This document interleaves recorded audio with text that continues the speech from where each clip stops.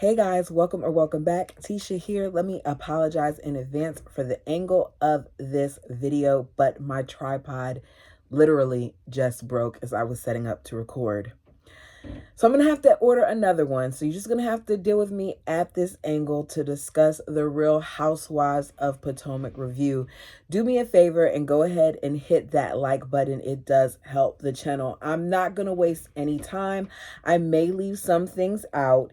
If you want to talk about something that I do not mention, please feel free to leave it down below. At this point, even Andy is tired of the ladies and it seems this franchise. If you have to start out the reunion by asking everyone to find a path towards forgiveness and moving forward, then that means that there is a major problem with the way that things are being done.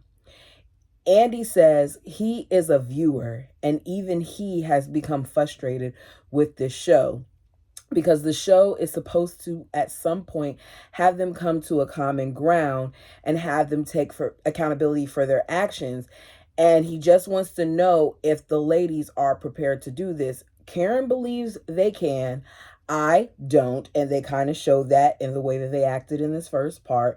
But all the other ladies, after being prompted by one another, say count them in. We go from that to a bunch of sex talk. They could have left this out. Basically, Ashley holds whatever in her mouth until they fall asleep. Andy asks if they take Robin's advice on how they handle that from now on. Mia admits that she now does. I feel like she already did it before that. Andy says, really, with the DJ? Mia lets us know he's not a DJ. He's a radio personality.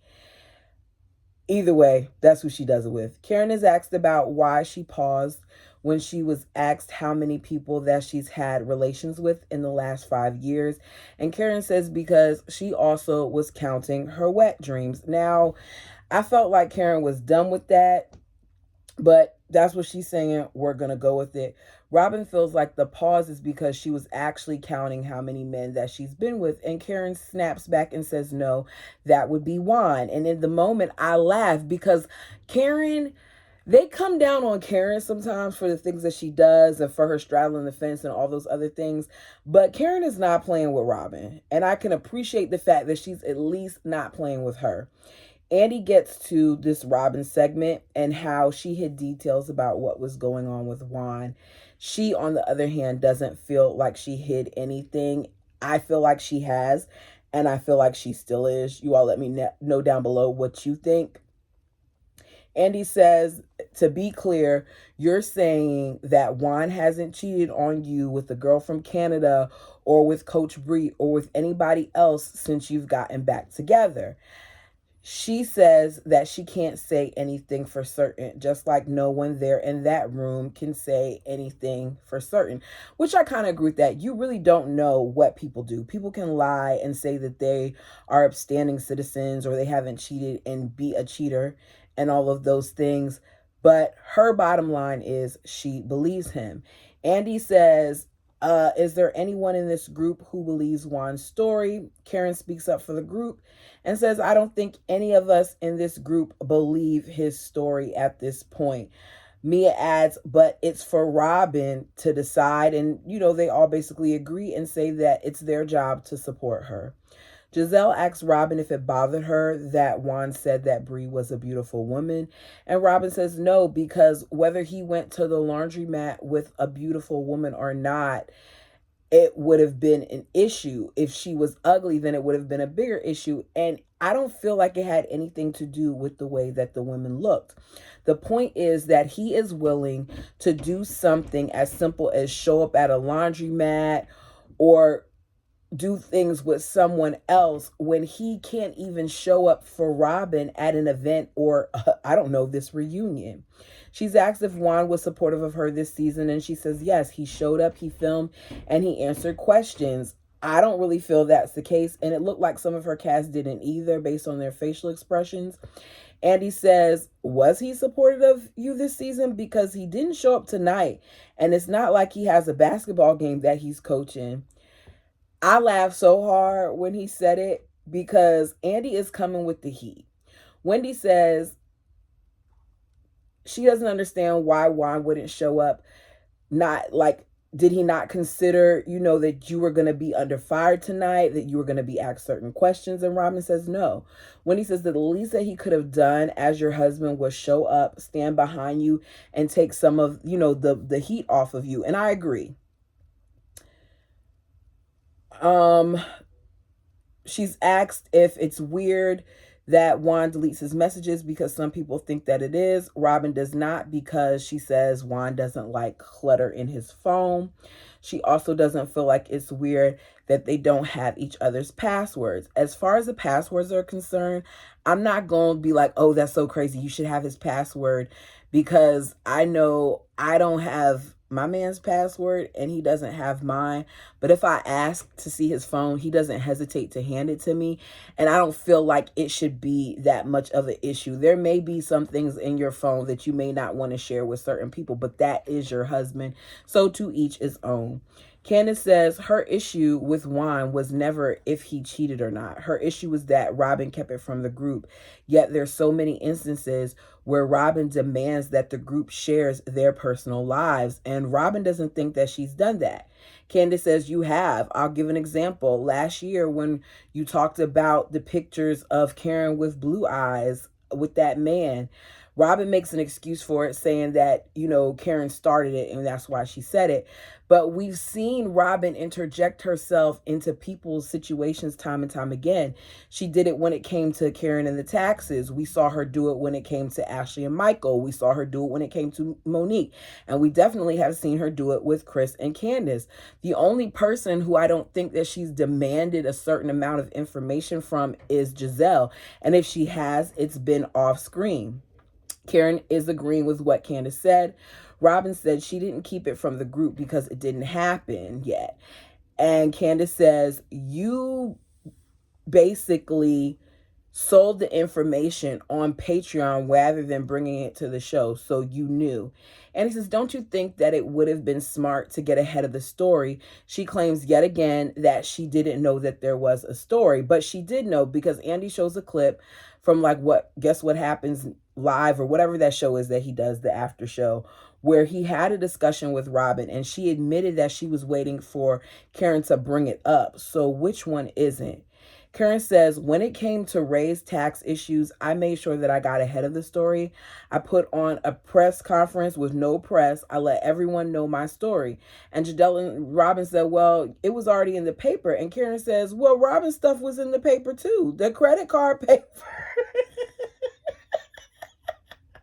She said that was more important than the Washington Post.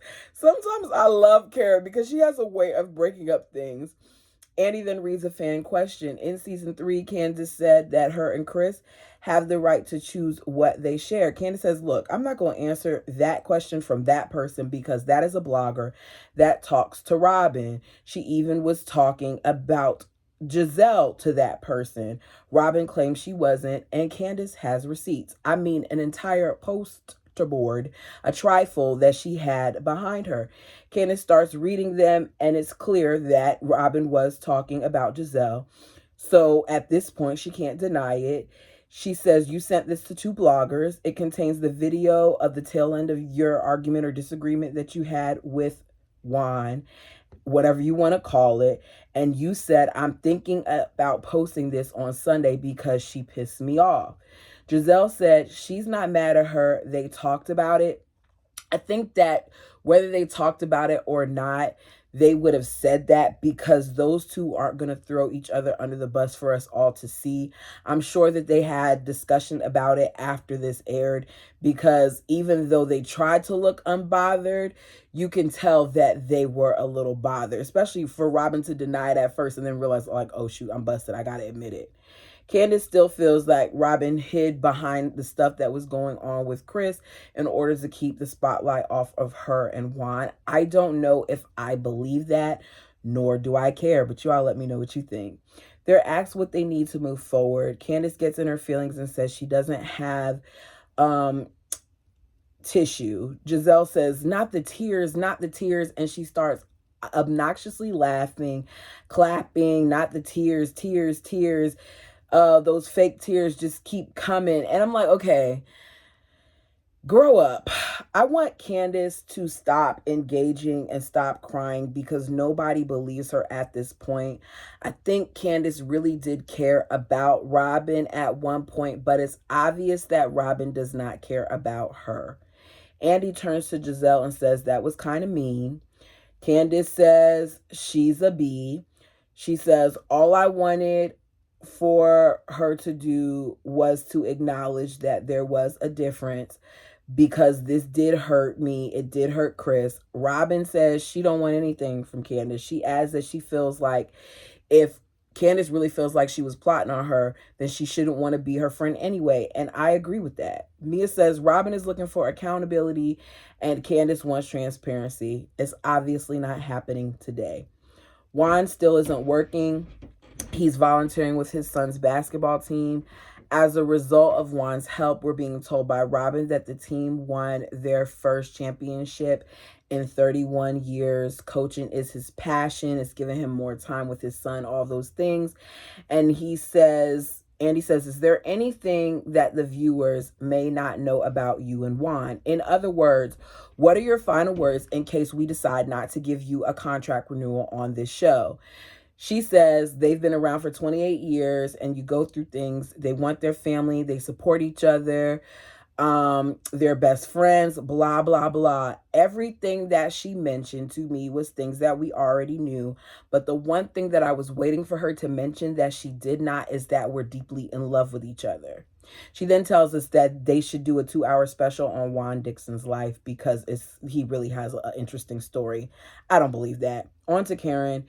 We found out that Karen got a facelift because some fan asked that question and Karen said, yes, I did. Ashley tries to ask if she did other work on her body and she's like, I haven't done anything recently but my face.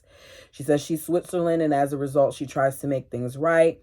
They say she's a fence hopper, but she doesn't change anything. That's what Wendy and Candace say. Karen explains that because there was a fan that asked a question about the insurance and she says the insurance came into play with the possibility of them coming to her home in Surrey because those girls are reckless and they do destroy things and she did not want to have to deal with that, so she needed to increase her insurance. They talk about her event regarding SA.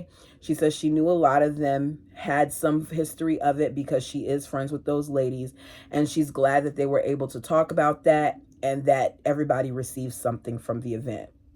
We get on to Giselle and the hundreds of death threats that she claims that she's gotten from people.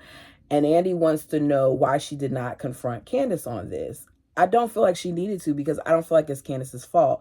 But Giselle says she didn't think to reach out to Candace because she was told that Candace would be talked to. And I want to know by whom, which Andy didn't ask that question because Candace isn't the one who put out the threats. So I'm confused. Candace says, how is it my fault that people are threatening her? Giselle says that the color of her skin caused it and people threaten to unalive not just her, but her kids. I would like to say that it is not that serious. People need to learn that we do not know these people that we see on reality television. It is okay for us to have an opinion, but threatening someone is taking it too far and it's just too much. She says, I'm watching the show and all I see is F Giselle, Giselle's this, Giselle's that, Giselle's an imp, she's evil, she's raggedy, and she should be fired. So she can remember all these things that Candace has said about her, but she can't remember what she says about Candace. Candace says, that's all true. Yeah, I said it. She says, everyone up here at one point of another has received threats. She's not the only person. It's dangerous and it's unfair to put these issues that is being placed on her acting like she's the one who did it. She's then asked if she liked some tweets. She says, yeah. We then get one of the tweets that she liked, and it didn't have anything to do with any type of death threat. It had to do with colorism.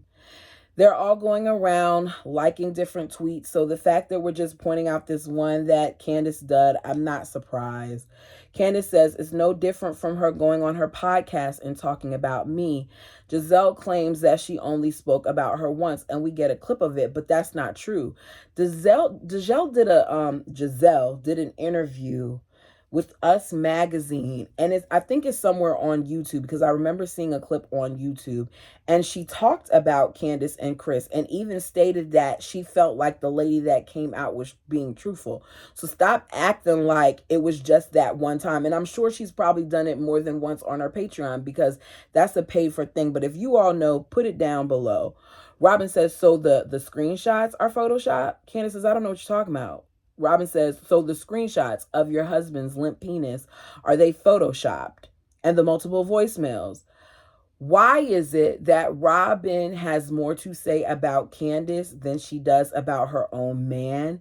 How would Robin even know whether or not that's really Chris's penis? Because people switch up names on apps and all those other things. And why are you digging more into Candace's situation than your own? Candace says the lady lied, and the woman did come out and say that she made it up. Andy even says it, and so did the cast.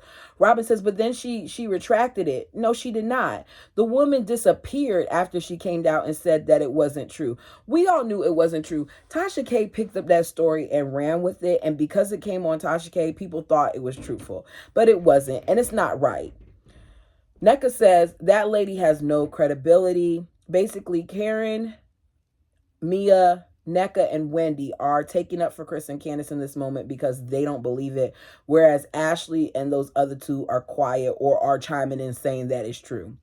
The fact that Robin and Giselle tried to continue with this narrative of Chris's being in some affair is pathetic to me. All the women, plus Andy, even said that the woman admitted that she lied. We even saw an article clip on it. Robin is more concerned about what Chris did than she is with her own husband. Focus on what you have going on at your own home. Andy wants to see if any of the other women are willing to own their mess. Candace has seen and heard enough. She feels like there's no point because she's not interested in moving forward. And by she, I think she was talking about Giselle. Giselle says she shouldn't have said anything about the sneaky link comment, but she already apologized for that.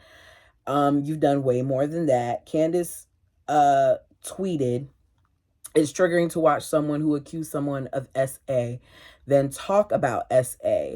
Andy asks Wendy if what was said by Giselle is considered SA, because at this point he's so thrown off by everything that's going on. And they're like, you're asking the wrong person. You should be asking NECA. And Wendy's like, he's the host. He can ask me. NECA doesn't feel like it is. I don't feel like NECA could answer it either, though, because that's not what NECA specializes in. Just because you're a lawyer does not mean that you know all the answers to all law. Some of you may be mad at me for this, but I'm going to call it the way that I see it. And to me, that is basically what she did. I do think that she alluded to the fact that Chris tried to be inappropriate with her. Candace even asked if they could play the clip. Now, they eventually play it, and this is what it said, and I quote, Candace, last year I told you your husband made me feel uncomfortable because he made me go to a bedroom and close the door, end quote. That was what was said during the confessional, but yet Giselle continues to sit there and try to play semantics and act like this is not what she said. Karen says words matter. Candace, maybe the words that were used were not SA, but I do understand where you are coming from because it leaves room for people to draw a conclusion. And that's why I feel like she alluded to something. She alluded to the fact that she felt uncomfortable with Chris and that he could have done something to her. The issue for me is that Giselle invited a married man into her hotel room to do what she does best, which is to mind other people's business. The moment where she knew that her glam squad wasn't there, where she felt uncomfortable and she saw that they were gone, she should have suggested that they not enter the room, that they vacate the room, that they speak in the lobby, that they go off to the side. She knew it would look bad. So implying that he forced you into a room instead of owning her part in it irritates me. NECA says, can you just say that he didn't try to SAU? And she basically doesn't want to say that. She says, okay, I'll say that he didn't force me in the room. Wendy says, if Robin holds herself accountable, Candace, what are you willing to do to hold yourself accountable? And Andy is so over it that he thanks Wendy for asking that question. Giselle says, I'll say that he didn't make me, he asked me. Candace says, I'm sorry for using certain words to describe you, which there was the colorist comments. And I'm sorry that your children have dealt with the death threats, but I'm not going to take responsibility for those threats. I feel like she possibly could have apologized for the comments that she made about the complexion, yes. But I do not feel like Candace needs to apologize for anything that is tweeted, because Candace gets more disparaging things said to her than Giselle does. I've seen it online. There are a lot of Giselle and Robin fans. Ashley tries to interject and say, you know, that's a start. Don't try to be a fake peacemaker. I want Ashley to be quiet because Giselle continues to get away with the things that she does. Andy then feels like Karen claims to be neutral, because this is a whole nother segment, but that changes when it comes to Robin. So they're asked to say 3 nice things about each other. Robin says Karen is witty, looks great at whatever age she is, and she's a great mother. Whereas Karen says she's a great friend to Giselle. She's intelligent and she's strategic in her woe is me cries, but she's a nice person. That was not a compliment, but that's what Karen is great at.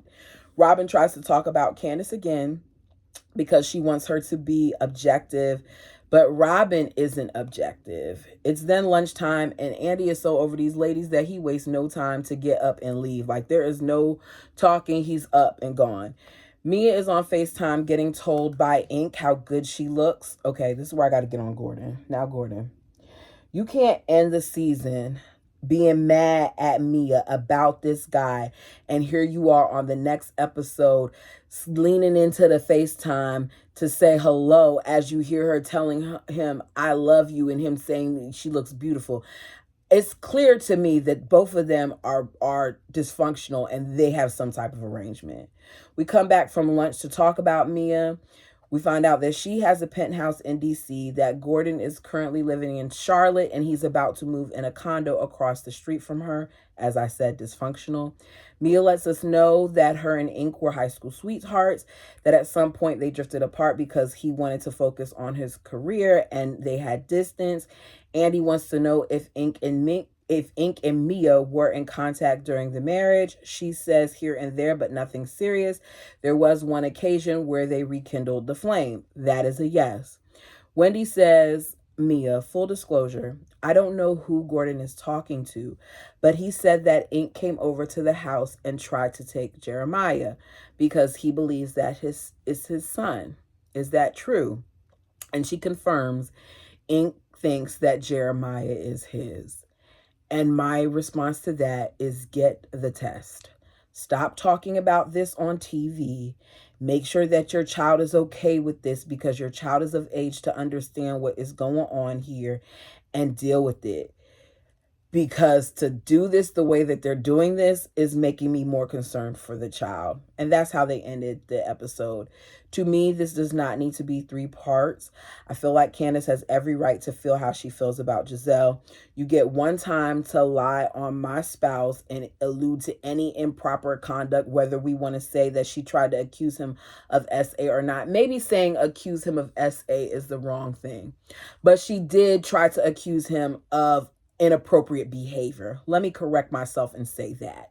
I'm not going to say that that statement made was wrong of Giselle as far as the tweet goes. I'm going to say that I disagree with the SA aspect of it and say that she did try to accuse him of improper behavior, because that is shaky ground. And I agree with Karen. We want to be careful when it comes to that, because there are people who have been through that, and you don't want to play around with those things. So let me make that clear. Giselle was wrong for what she said. She alluded to it. And I personally would be done with someone who was willing to stoop that low. Giselle will continue to not be held accountable. And I can't wait to see what happens when she does not have Robin in her corner anymore. Karen is completely capable of holding the longest standing running person up there, because Karen currently has a lot going on. She's sitting in this first seat, and as of right now in this first episode, she's holding her own. She has a lot going on in her life, and she's actually willing to film with these other ladies, unlike Giselle. If they continue to protect Giselle and the people that align with her, then they're going to kill this portion of the franchise. I think it's time for them to shake up things the way that they have shaken up things with Atlanta. I'd like to see a lot of new casts. I got to be honest, surprisingly, I want to see Mia come back because there's going to be some stuff with this storyline and maybe we'll actually get some truth out of it. You all let me know your thoughts down below. Until next time.